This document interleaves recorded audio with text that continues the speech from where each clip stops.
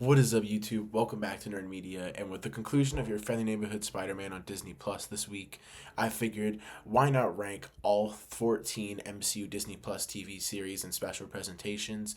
And that's what we're going to be doing in this video because now with Friendly Neighborhood Spider-Man releasing, we have another really fun one to add onto the list. And I am so excited to get into this list because I'm pretty happy about where I'm placing most of these shows.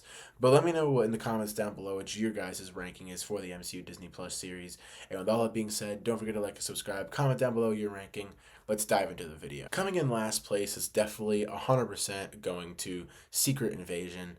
This is by far, besides Thor Love and Thunder, one of the biggest disappointments I've had with the MCU because I was very much looking forward to this series. I was excited to see Nick Fury get his own standalone project, and I was really hopeful about it, but man, by the end of the first episode, this was just not it for me. I didn't like the fact that they killed Maria Hill like that. She went out in such an anticlimactic way, and there was just no reason for her to die regardless. This movie would have benefited if it was an actual movie. Number 13, you guys know, it's What If. Every single season of this show was very disappointing for me.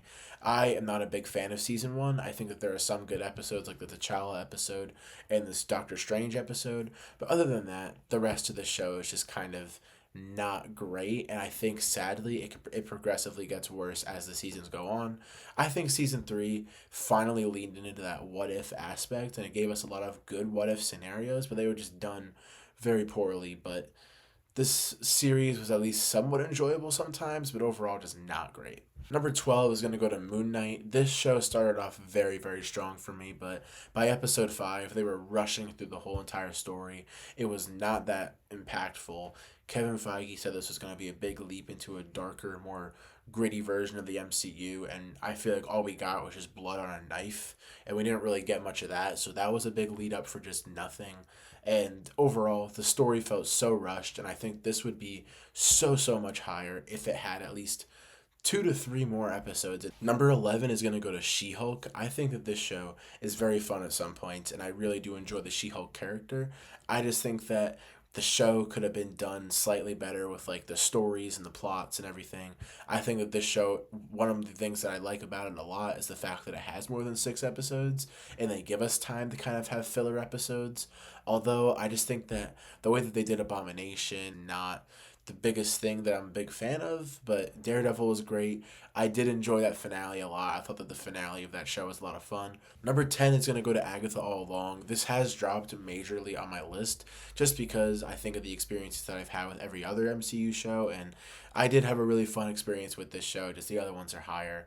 But this show is a lot of fun. I enjoyed it, and I had a lot of fun with it and theorizing. It really felt like we were somewhat back in that WandaVision kind of era. I finally name drop Mephisto, so that already gets it a lot more points. Number 9 is going to go to Miss Marvel. This show is so much fun. I enjoyed so much about this show. The only things I don't like is I feel like the villain story is kind of anticlimactic, and it's really just kind of strange, and it feels like too much to have in a Miss Marvel show, considering how her character is kind of grounded in the comics. I also don't really enjoy how they switched up her powers, and again, this is another show where I feel like they definitely rushed the story in the last 2 episodes. I love Kamala Khan's family, and I'm really hoping that we get to see them more in the future. And we know we're seeing them in Daredevil Born Again, which is really exciting to see. Number 8 is going to go to the Guardians of the Galaxy Holiday Special. This is something that I watch every year now since it dropped. It is so much fun to watch, and I enjoy it so much. It's an official Christmas tradition. I love kind of having a Christmas tradition to watch something with my family that is also Marvel related and that also happens to be Guardians of the Galaxy related. It's really exciting, and I love it for that, and I'm really happy that we get to see the Guardians on the holiday special. Number 7 is going to go to Marvel's second special presentation, Werewolf by Night.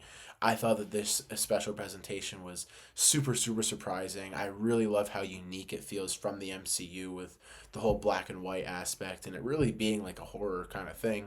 And I really love Man-Thing, and I really love just the overall vibes of the show. It was a lot of fun, and it totally blew me away. Number 6 is going to go to Falcon and the Winter Soldier. I just love this show so much. I think that, yes, it does struggle when it comes to the story. It feels like it was very cut up, which it kind of was, considering they had to cut out a whole virus plot.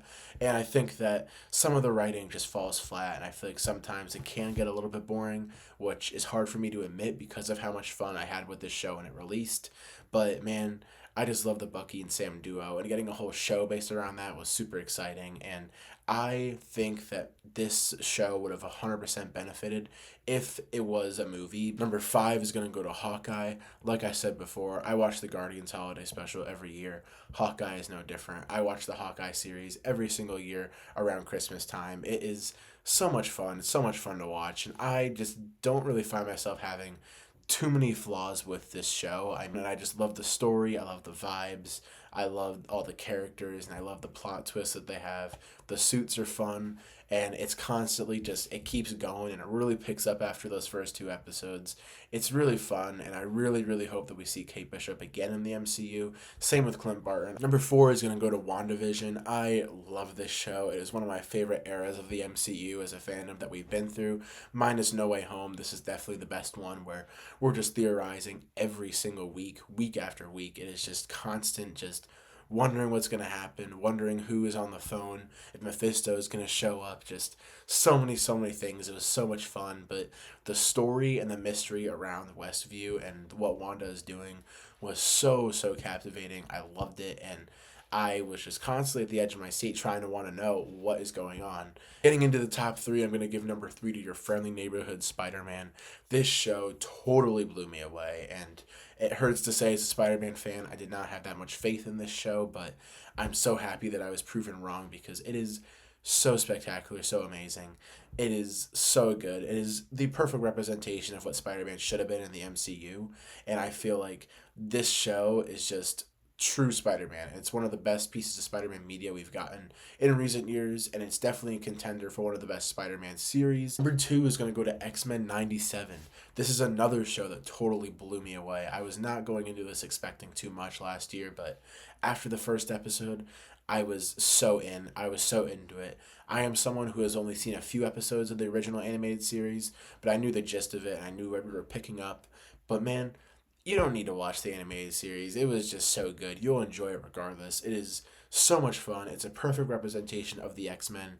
And like me and a lot of other people said, I really hope Marvel is taking notes because that is how they should do the X-Men in the MCU. And that is how they have to do it because it is so awesome. That show is great. And I hope season two gets here at some point at the end of this year. But guys, number one is going to go to Loki season one and two. These two seasons are some of the best things that we've seen from the MCU in the whole multiverse saga by far. I think that season two, a lot of people say, is very confusing. It kind of is, but I just love it so much. I think that the vibes that season brings, the finale, the stuff that it sets up, it's so good, and I love a lot of that stuff. And even the confusing things I enjoy because of how cool and like interesting all the time stuff is. It's really cool, and I really enjoyed it. But season one was a game changer for the MCU for me. It has the best MCU intro with the Marvel theme at the beginning of the whatever Marvel project. It was at the beginning of the finale for that season. So good. And the finale for season two is one of my favorite Disney Plus episodes from Marvel. Overall, this show is just so good, and I am very excited to see Loki again in the MCU. But guys, that'll have to do it for my MCU Disney Plus ranking. Let me know in the comments below what yours is, and I really enjoyed making this because I changed a lot of my opinions on these shows as I was ranking them. I was really thinking about it, and I really realized that some of these were just way too high the last time I did these. But overall, I hope you guys enjoyed the video. Let me know your rankings down below. And with all that being said, don't forget to like and subscribe, and I'll see you guys on the next video. Peace.